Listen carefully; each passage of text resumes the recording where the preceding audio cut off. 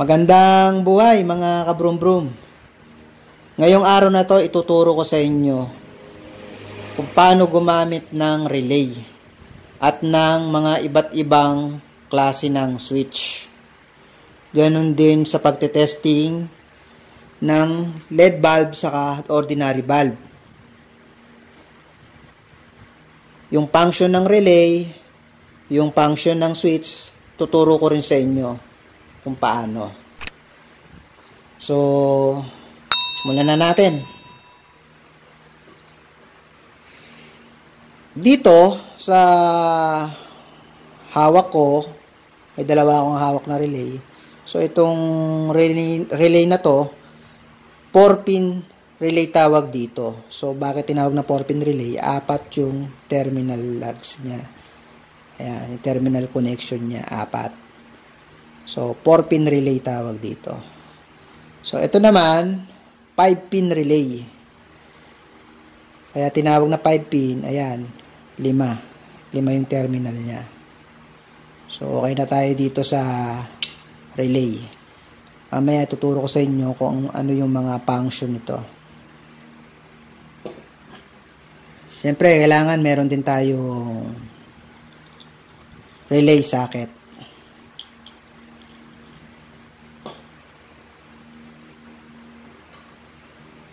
Ito naman tong switch na to, on-off switch. On-off switch. Yan, on-off switch yan. Single pole, single throw. Ito naman, 3-way switch. Yan. 3-way switch. Sa gitna, kung makikita nyo yung logo na bilog, yan yung off. Ito naman yung isang guhit. Switch 1 yan. Pag pinindot nyo, iilaw yung bulb. Halimbawa, si bulb 1. Ito naman, yung dalawang guhit, switch 2. So, tuturo ko rin sa inyo yung function yan. Yan. 3-way switch din to. Pagkakaiba lang nito, parehas lang sila ng function. Pagkakaiba lang nito, meron na siyang wire. Yan. Ito ginagamit to sa sa side mirror. So kinakabit to sa side mirror. Tapos ayan, ganyan. Kung ayaw nyo naman magbutas-butas sa kahan nyo, ito plug and play lang to. Ayan. Ayan. Puro ko rin sa inyo yung function nito. Ito, 3-way switch din to. Pero magkaiba ang function nito dun sa nauna. Magkaiba to, itong dalawang to. Pero ito, itong switch na to, itong 3-way switch na to, ano to assembly na to buong assembly nito. Basta kung makikita nyo to, ito, ignition switch to. So, pinagsama lang. Huwag nyo naintindihin yung ignition switch na yan. So, ito lang yung natin, 3-way switch. Yan, o. Yan. Tuturo ko rin sa inyo yung function yan. Ito naman, hollow switch. So, siguro, marami na rin kayo nakikitang ganito. O nakakita na kayo ng ganito. Pero kung hindi pa, bago nyo lang nakita to, so, tuturo ko rin sa inyo. Mas marami ang wire nito. Saka, tuturo ko sa inyo yung function nito. So, ito yung ordinary bulb. Yan, ordinary bulb yan ang motor natin. Ito naman, LED bulb. So, LED siya. Magkaiba yan, guys. Magkaiba ang yan. Tuturo ko sa inyo yan kung paano mag-testing yan. Ito naman yung bulb socket. So, bulb socket or bulb holder. Ayan, pag ginaganyan ba? Yan. So, yan yung holder niya. So, testingin natin. So, sa battery, siya nga pala, ito, kaya tinuturo ko sa inyo, sa mga mahilig mag-DIY, do it yourself, kailangan, bago kayong mag-install sa motor nyo ng mga ilaw-ilaw o mga fixture, dapat ang una nyo po nang gagawin, tetestingin nyo po muna ang ilaw at ang mga switch. So, paano nga ba natin tetestingin yan? So, halimbawa, kung wala kayong ganito, tester, multi-tester, kung talagang DIY lang talaga, madali lang. Punta lang kayo sa motor nyo. Bago makita nyo sa motor nyo, sigurado naman yan, meron kayong battery yun. Merong battery yung motor nyo. So, doon natin tetesting. Talagang basic lang yung pagtetesting natin. So, makikita nyo naman, dito sa battery ng motor, nakita nyo to, yan o, cross sign, positive connection po ng battery yan. Ito naman nakita nyo, negative connection. So, ganito ang pagtetesting. So, kung halimbawa, ang tetestingin yung bulb muna ay yung ordinary, ilagay nyo lang sa socket. Yan. And then, sa socket naman kasi, dalawang wire lang yan. Dalawang wire lang naman yung sa socket. Socket bulb ng So, ito, tinandaan ko na para mas maintindihan nyo. Mas maganda kasi dalawang kulay ng wire isang red, isang black. So, ang gagawin natin, si black, negative connection. Si red, positive connection. So, para wala kang ligaw. So, ngayon, si positive connection, ito, testingin natin. I-tap natin yung wire ng positive connection. And then, negative connection, ito naman. Ayan. So, umilaw yung ordinary bulb. Meaning, okay siya, good siya. Pero pag hindi yan umilaw, busted.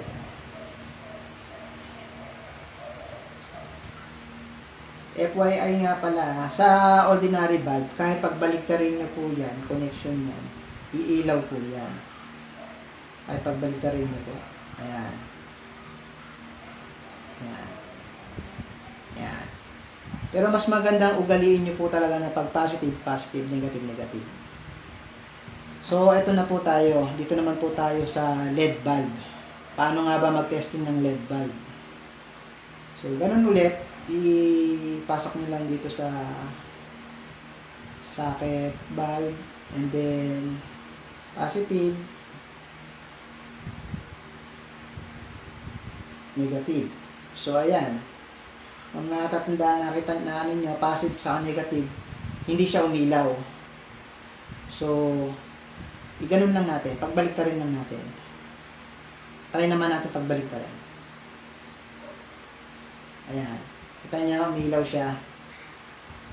So, ang explanation dyan kung bakit hindi umilaw kanina, ito po kasing LED bulb, meron po itong polarity. So, dapat, yung polarity, yung terminal niya, ito, natin nyo, pag positive, dapat sa positive connection. Pag negative, negative connection. Ganun po yun. Hindi po ito katulad ng ordinary bulb na pwedeng pagbaliktarin. Parehas iilaw. Ito, hindi po. Dapat, pag sa positive, positive po. Pag negative, negative.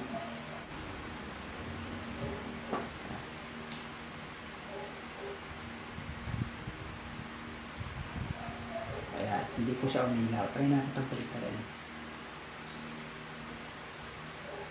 Ayan. Umilaw na po. Kasi nga, nasa tama na po siyang polarity.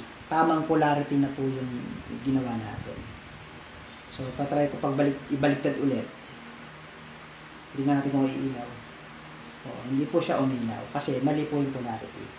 Yun po yung pag-testing ng LED bulb. Ayan. So, okay na tayo sa ilaw. Alam niyo na po yung pag-testing.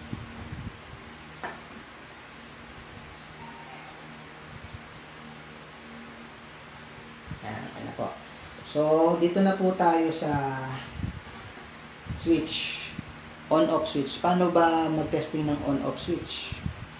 So, dalawa lang naman po yung terminal ng on-off switch eh. So, yung isa, ang gawin po natin, itap natin sa positive ng battery. And then, yung natitira, ito na po yung sa ilaw. So, So, positive ng ilaw natin. Pag sa LED bulb, dapat positive. Ayan. So, okay na po tayo. Nakatap na po yan. Ganyan na po siya. Dito naman po natin tatap yung isa na wire sa negative. So, ito po yung ilaw natin. Ito po yung switch. Try po natin on. Kanya umilaw po siya. So, on-off switch po tawag yan. Pag pindot on, pag pindot ulit, pabalik, off. On-off switch po to. So, single pole, single throw.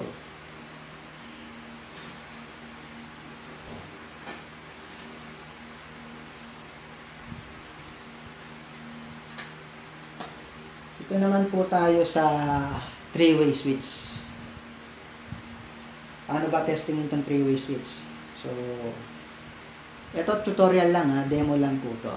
So, yung gitna, nakita nyo yung bilog na sign, yung gitna po niya na terminal, dyan po kayo kukuha.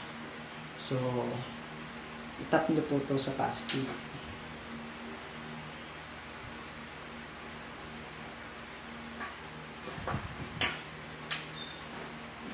So ngayon, dahil 3-way switch po yan, ito pong unang guhit, switch 1, iilaw po yung bulb 1, and then sa kabila, switch 2, bulb 2. So, ito pong gagawin natin. Ito po yung positive ng wire ng bulb 1. Note nga pala, sa gatong 3-way switch, kung makita nyo yung terminal nito, magkatapat po yun. Halimbawa, yung switch 1, unang guhit, dapat, dito nyo po itatap yun sa kabila, sa tapat ng dalawang guhit. Kasi pag pindot po ng switch 1, pabaliktad po yung ano niyan pitik po niya. Dito po yung magti-trigger sa kabilang terminal. So, yun po yung switch 1.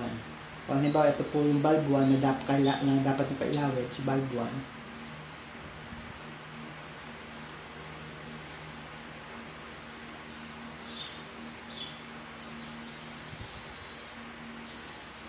Halimbawa, si bulb 1, ordinary bulb. Para humaintindihan nyo. Ayan. Si bulb 1, ordinary bulb. And then, si bulb 2, LED bulb. So, si bulb 2, tatapat po natin sa unang guhit.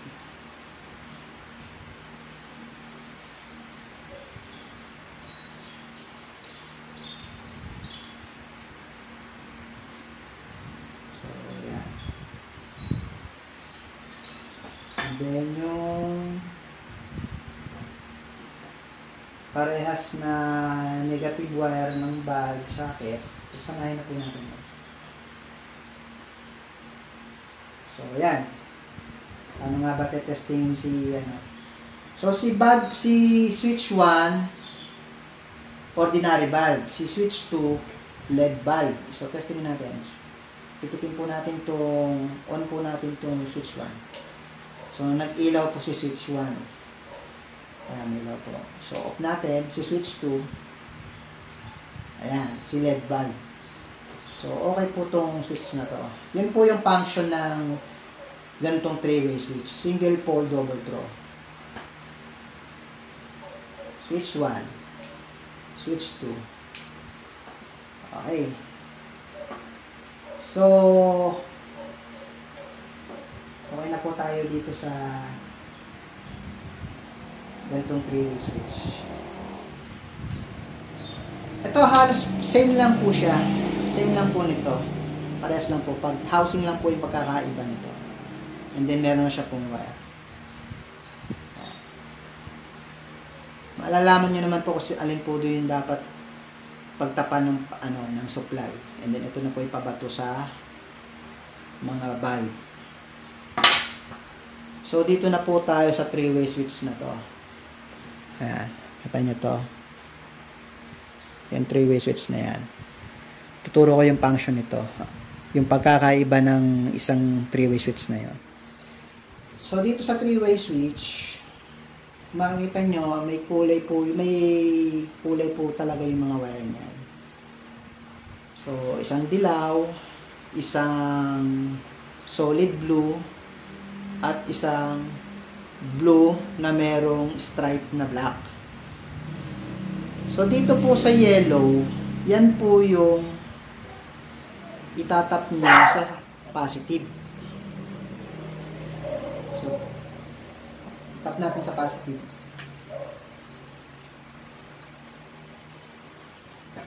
Yan. Tap na tayo sa positive. Ngayon, ito po yung LED, bulb 1, gagamitin natin.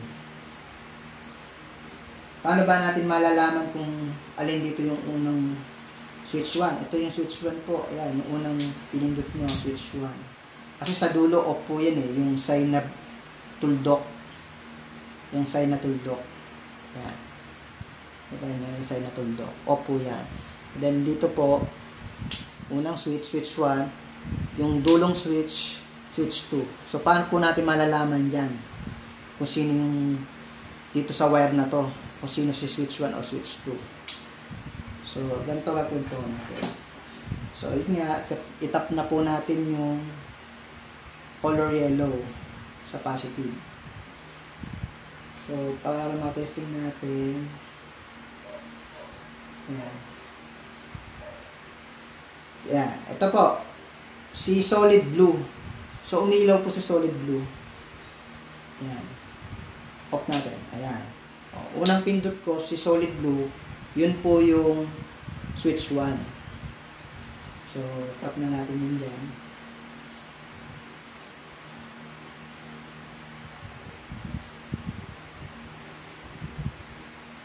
So, yung natitira, matik na po, si ano po yan, si switch 2. Yan, si switch 2. So, testingin natin. Off, switch 1, and then si switch 2. So, ayan, kung natatandaan nyo, yung pagkakaiba niyan, sasabay na po siya kapag sinagad nyo na po sa switch 2. Pero pag inop nyo yung switch 2, ang matitira lang si bulb 1. And then off. Una, bulb 1. And then kapag sinagad nyo, si bulb 2. Yan po yung pagkakaiba nila ng switch na to. So, yan po yung function ng 3-way switch na ganitong klase. Yung D-slide. Na-slide po. Yan, na-slide.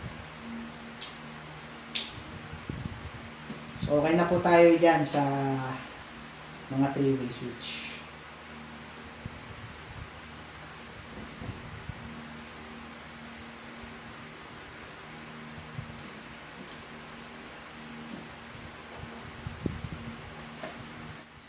So, dito na po tayo sa hollow switch. So, tuturo ko po sa inyo yung paggamit ng hollow switch. So, para mas makita nyo, kasi maliit lang kasi eh. Hindi masyadong maaninag. Hindi masyadong maaninag po yung nakasulat dito. So, meron po kayo ilalagay sa screen. Ayan. Kung nakikita nyo. So, dito, meron po diyang nakalagay na letter C, and then sa gitna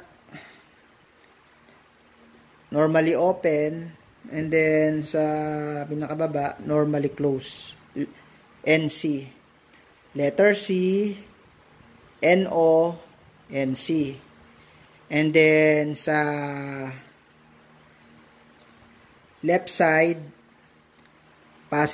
negative sign, and then sa kabila positive sign. So, turo ko sa inyo paggamit. So, ito na po. Makikita nyo,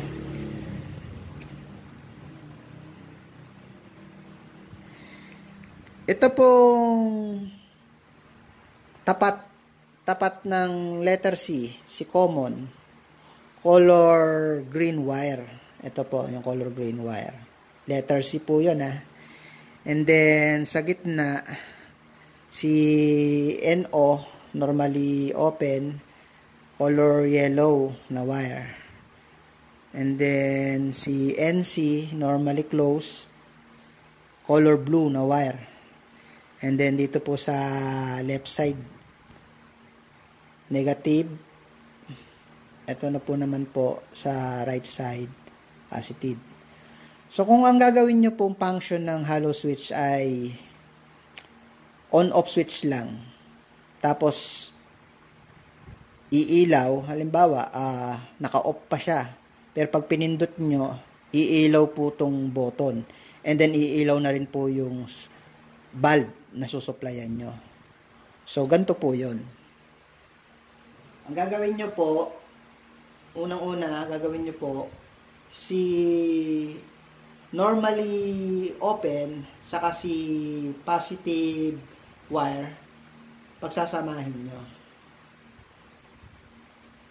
Ayan, pagsasamahin nyo. Tapos, si letter C, si common, color green wire, itatap nyo po ito sa battery, sa positive. Ayan, tatap po natin sa battery.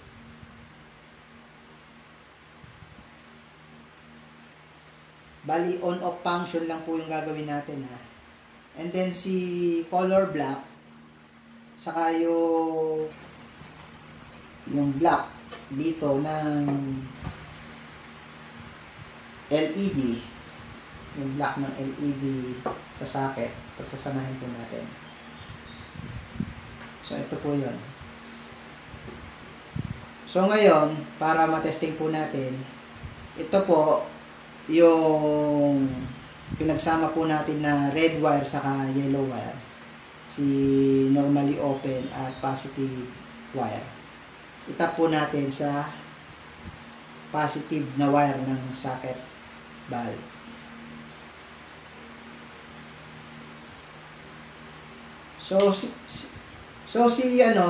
Si blue, hindi na po muna natin gagamitin yan, si blue.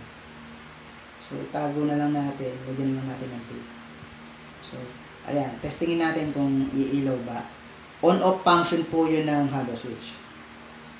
So, ayan, natin nyo, umilaw po yung button ng hollow switch. And then, umilaw na rin po to. Off po natin. Diba?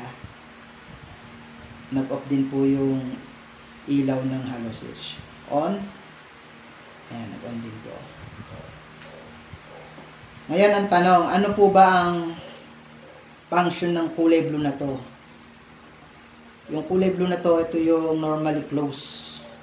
So, kung aanuhin nyo po, kung ipagpapatuloy nyo po ito, kung nakatap na po yan, pag kuha po kayo ng isang ilaw, halimbawa ito po, yan. So, naka-trigger na po yan. Naka-trigger na po. Yung si blue. Hindi nyo pa napipindot tong dikit. Mas maganda talaga meron. Tingnan muna natin. Tipan muna natin.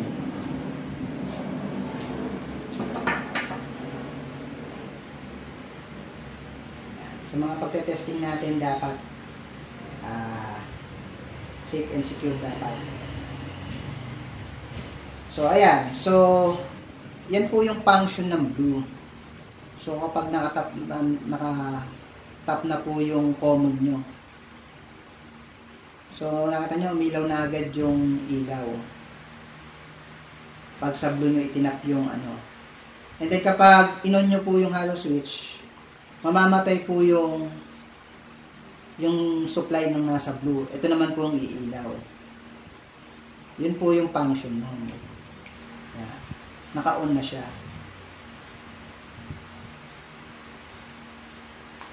Yan. Pero pag on-off switch lang po talaga, hindi nyo nagagamitin po itong blue.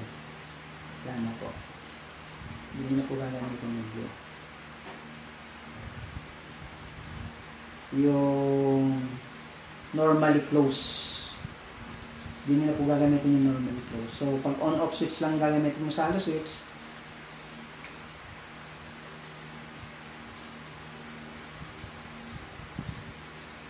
yan.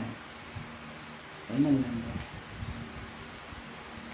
So, okay na tayo dito sa mga switch. Ito tayo dyan. Dito naman po tayo.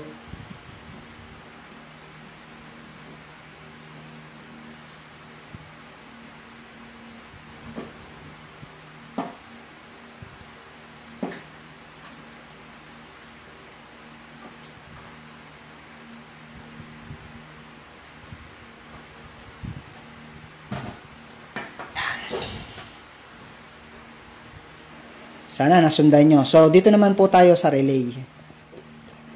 Yung tamang paggamit ng relay.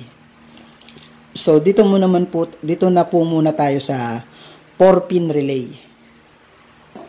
Mas maiintindihan nyo pa kapag inuna po natin itong 4-pin relay. So, ito po yung socket. Relay socket. So, sa relay socket, tatandaan nyo, si 30, color yellow, tapat po ng 30 yan, yellow. And then, si 87, color black. And then, si 86, color white. And then, si 85, ito, si 85, color green. So, itong red wire, wala po muna yan. Kasi 4-pin lang po ito. Yan, ganyan natin.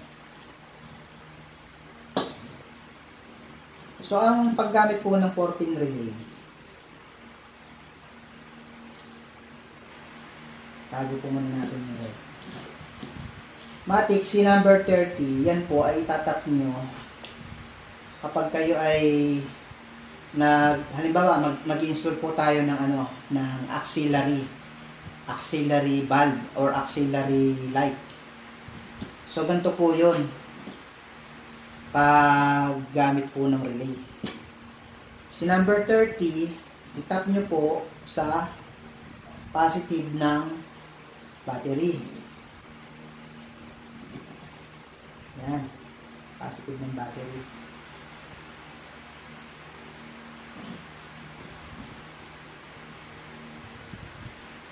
Natin para hindi siya magdikit.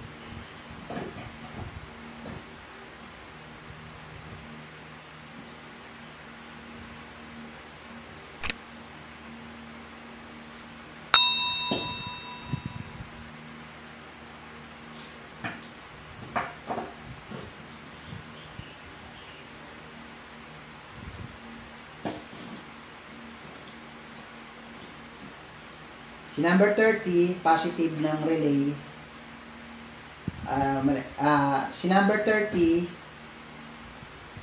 itap nyo sa positive ng battery. Pero pag kayo magkakabit ng mga auxiliary sa kusina, dapat mas maganda maglagay po muna kayo ng fuse. So sa atin, wala po kasi tayong fuse.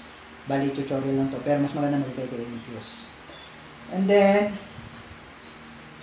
yung number 87, ito po, itatap niyo po dito sa ilaw or auxiliary light na gusto niyo supplyan. Yung positive. So, ayan. Halimbawa, ito po si auxiliary light.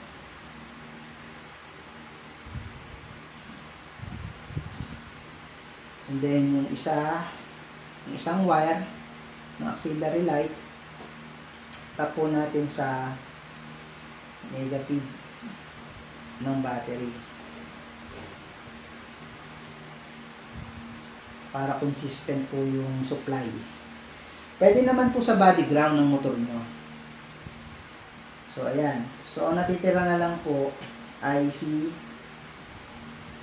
85 saka si 86. So syempre pag tayo nagkakabit ng ng auxiliary, mayroong switch po yan. Halimbawa, switch. Sa switch kasi natin kailangan after ng ignition. So, halimbawa, ito yung natin. Sa motor natin, after ignition. So, halimbawa, ito yung after ignition natin. Ito yung positive connection ng after ignition. So, magpo-provide tayo ng switch. So, halimbawa, ito. Ayan. So, meron na tayong switch. Ito yung switch. On-off switch.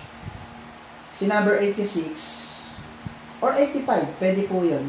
Ito po kasi, ito pong 85 sa kay 86, ano po yan yan po yung pinaka-switch para yung supply na galing sa battery, yung 30, tapos pag nag-trigger po yung number 85 or 86, magbubukas. So, dadaloy na po yan papuntang 87.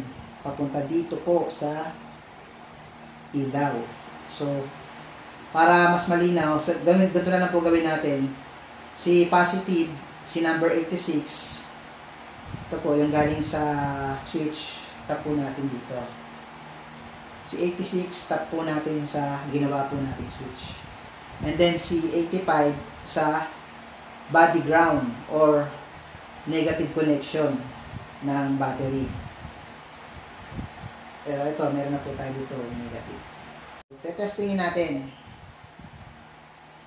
Yan natin. So, ito yung sample, ito yung auxiliary light natin. Ayan. Ito nyo. Umilaw siya.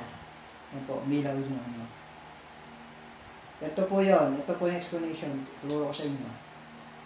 Ito po yung supply na galing sa battery. So, naka na po yan. Andito na po yan. Nakaabang na po yan. Ngayon, nakita nyo yung 86 saka yung 85. Yan po yung yan po yung nag-hold sa power supply. Ngayon, kung ma-switch nyo na po to si number 86, bubukas po yan, bubukas. So, dadaloy na po dyan yung kuryente. Papunta dito po sa number 87. And then, tutulay na po yan dito sa ilaw. Yan. So, yan po yung function ng 4-pin relay. So, yung 5-pin relay naman po. So, wag na po natin tanggalin itong ganyan, halos parehas lang siya. So, yung 5-pin relay, nadagdag lang po yung nasa gitna, 87A po yun. Yung nasa gitna. Ayan. So, wala tayong binago dun sa wire. Parehas lang. So, ganito. Ang nadagdag lang dito is yung nasa gitna na wire, yung color red. Ang function po nito, halimbawa, meron kang isa pang ilaw na gusto mo laging nakabukas. Laging nakabukas po siya. So, ito po. Negative. Ito yung positive. So, ito po, yung nasa gitna, kung meron po kayong gustong supplyan na ilaw, ayan, nakita nyo sa gitna. So, automatic po siya na kahit hindi pa ho naka-open, hindi pa ho naka-switch on yung button ng papunta sa relay, ay iilaw na po yan. Pero pag once na inon nyo po yan, ito po ang gagana, yung auxiliary light. Kita nyo? Mas maganda ito nakikita nyo yung relay na transparent. Nakita nyo, ayan may ilaw po siya. Naka-on po yun. Pero pag in-off ko itong switch ng mag-o-off din siya. Pero dahil sa 5-pin niya po to, ito po yun, yung isa. Kung gusto niyo gamitin po yung isang wire. So, yun po yung function ng 5-pin relay. Halos ang dinagdag lang naman po ay isang wire saka isang terminal. So yun po yung function ng relay natin. So ayun, mga kabrum-brum, sana may natutunan kayo sa ating tutorial sa paggamit ng mga switch at ng relay. 4-pin relay, 5-pin relay. At saka yung pag-testing ng LED bulb saka ng ordinary bulb.